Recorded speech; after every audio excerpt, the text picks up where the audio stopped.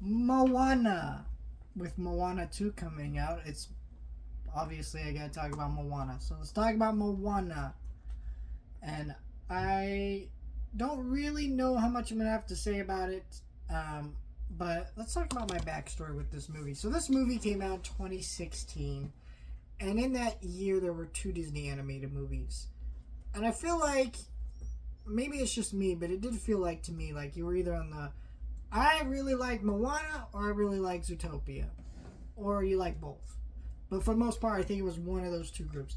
I really like Zootopia. I thought that was a very fresh, original movie that worked better for adults than kids, but still was incredibly well written and funny and sophisticated. I was really shocked it made $1 billion. Can't wait for Zootopia Part 2.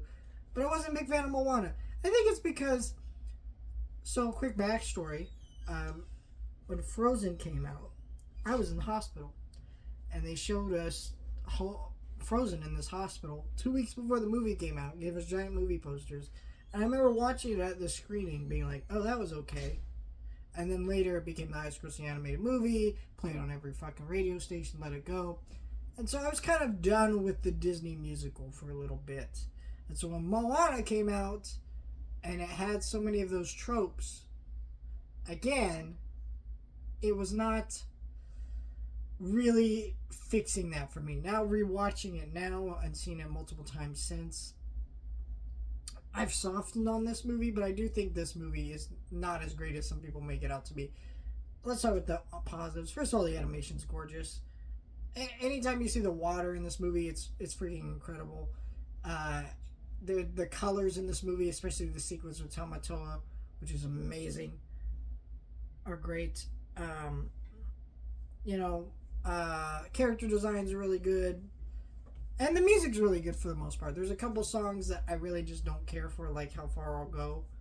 But overall, I thought Lin-Manuel Miranda's music for this film is incredible. Very upset he's not returning for the sequel to do the music, but all the songs are great for the most part. And yeah, I think that's, and I enjoy the voice acting in this movie.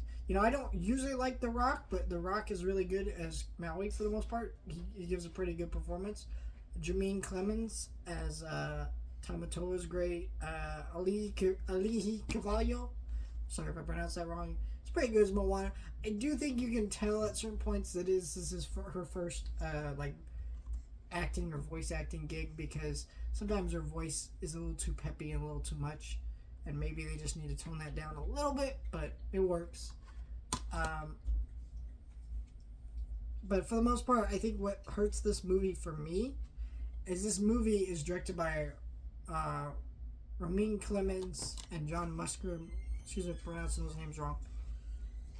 They directed Treasure Planet, Little Mermaid, a bunch of the Disney classics at the time. They were really great directors for Disney, and they kind of took a break from Disney after Treasure Planet came back. They took 2009's Princess and the Frog, and then they came back a few years after to do this one. And it has so many of their tropes that it was just kind of like so generic to me.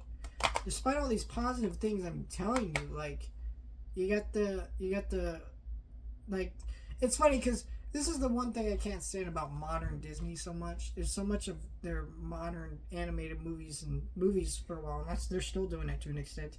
There's a whole speech Maui gives you, like, you wear a dress and you sing a song and you're a princess. And she's like, no, I'm not. And you're like trying to break the stereotype. But then they have so many of those tropes. Like, they're making fun of the tropes while having so many of them. It was really irritating in this film because you see, like, the annoying plot line of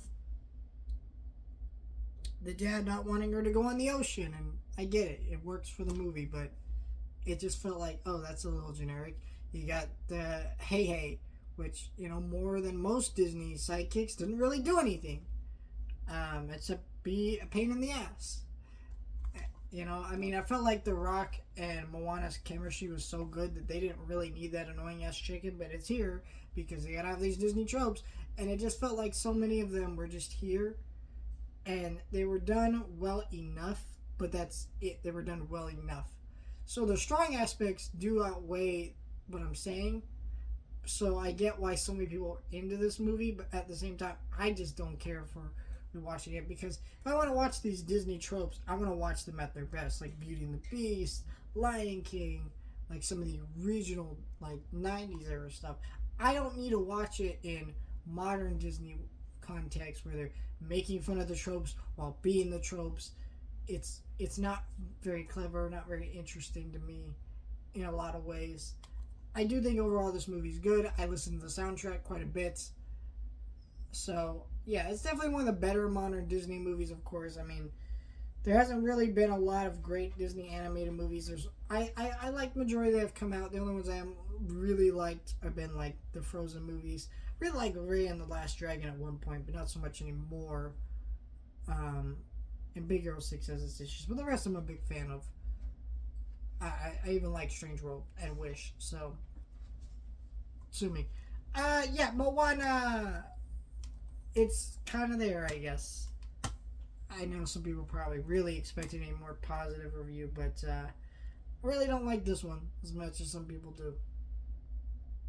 I will also say one thing about this movie is that I do think that this movie does have cool exploration that you could have with some of these gods that they set up and the like ocean stuff. So I'm curious to see what the sequel will do, even though I'm not the most optimistic about it. But yeah, Moana 2 looks interesting, so I will be talking about that soon. Let me know your thoughts, like, share, and subscribe.